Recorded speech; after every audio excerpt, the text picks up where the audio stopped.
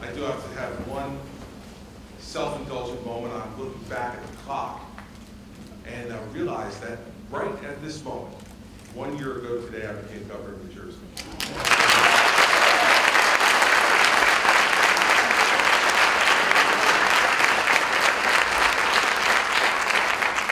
And amazingly, it ran on time. I remember hearing David Samson introduce the Chief Justice to administer the oath. I looked down at my watch and it was 30 seconds to noon. And I said, man, we must know what we're doing. We actually got this to run on time. And so I thank you for all being here today. I said in my State of the State, and said prior to that, in a couple of appearances at the end of last year, that 2011 in New Jersey is the year of education reform. And after you are done watching this movie today, if you don't understand why already, you will understand why acutely after watching this movie. I've been having an interesting dialogue this morning with by Twitter with members of the teachers union. And one of the things that they said to me was, will you want to radically change a tenure system that's working for kids in Chatham and Mendham? And I said, well, that might be true, but I care as much about the kids in Newark and Trenton and Camden and Patterson and Evansville Park.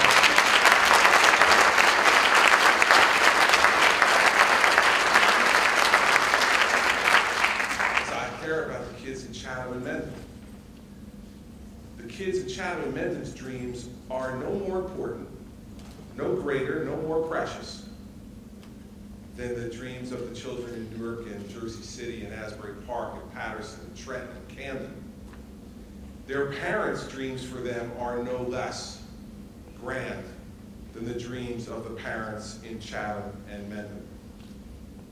And our commitment to them should no longer be one where we assuage our guilt for our failure by just throwing more money at them.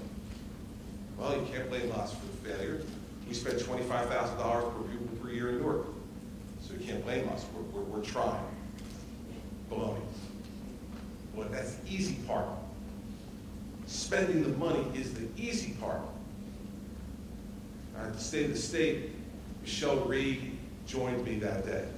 She articulates as well or better than anybody in America what this is really about, and you'll hear her talk about it in this film.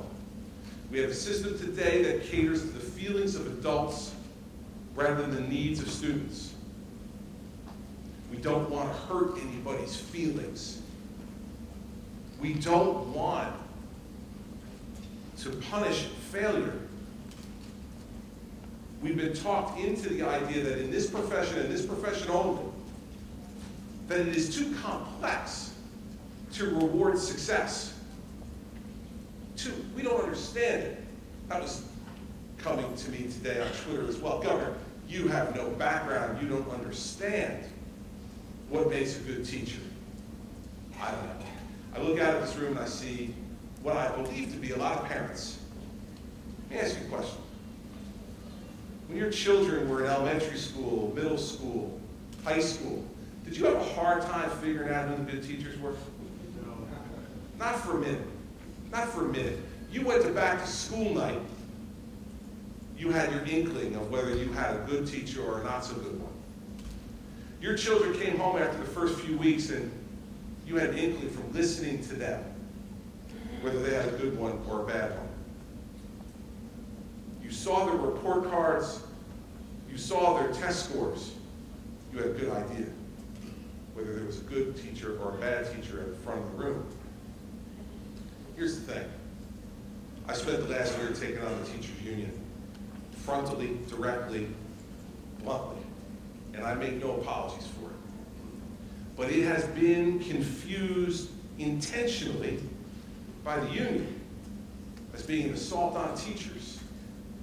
So let me be clear again to all of you who are about to see this movie. I think that the good and great teachers in our system, that we should reward them, that we should pay them more than they're making now, that we should carry them on our shoulders to school every day for what they're doing to train the next generation of great New Jerseyans. But by the same token, the failed teacher must be shown the door. The bad school must be closed and we must start over.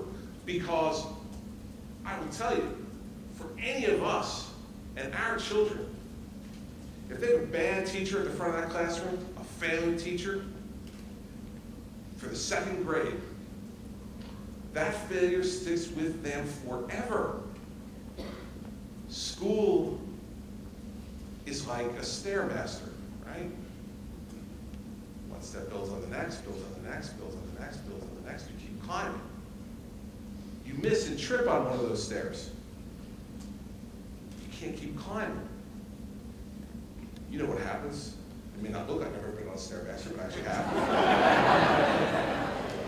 When you, not a lot, but I've been on them, you trip. Your whole orientation changes, right? You know, when you're hitting each step perfectly, it's hard, but you know what you're doing. And all you're concerned about is getting to the next step and getting to the next step. When you trip, all you care about is saving yourself. Grasping on for something and holding on. You're not worried about advancing anymore. You're just worried about not getting dragged down. When we have children miss a step because we're unwilling to fight for them, because we're unwilling to look at a bad teacher in the eye and say, you're fired. Find another profession. When we're unwilling to do those things, not only are we cowards, but we're immoral. We are immoral. We are cheating that child of his or her future. I know this is hard. Believe me, I've spent a year in Trenton now. Nothing's easy. I know it's going to be hard. But there's nothing for the future of our state that's more important. There's nothing for the future of our country that's more important. We all love teachers. We all honor their work. The most amazing thing that got sent to me on this back and forth was, they said, you criticize all public sector workers. I said, no, I don't. I said, I honor the bravery of police officers. I praise the public workers who help clear the roads of snow. And I praise good teachers. And the response was, real cute, just good teachers. Why just good ones? That was the response. And I said, well, I got to tell you the truth. I don't think it's my job to praise anybody who does something bad. If you do it poorly, I'm not praising you. I don't care whether you're the guy driving the snowplow, whether you're the cop on the beat, or whether you're the teacher in front of the classroom. We got to break out of this political correctness, everybody. You know what the most amazing thing to me in the last year is? That I've gotten all this attention for saying this. Everyone in this room knows it's true. You know it's true. You know that the biggest difference in a child's life in school is a good teacher at the front of that classroom.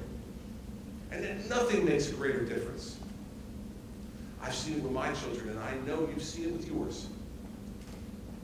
And so now it's up to us. You know, adults on this earth are put here in part to protect the children. And we want to have our own lives and our own happiness, but once we have a child, our job is to nurture, protect, empower that child. We are failing. And we're failing miserably. I'll acknowledge the good things that are happening in our public schools. They happen every day. I acknowledge them. I honor them. But just having some do well does not make us a great state. It doesn't even make us a good one. We should be judged by how we care for those who need us the most. Those children need us now. They need us to put aside the politics, the partisanship. They need us to make the changes that need to be done to improve the system.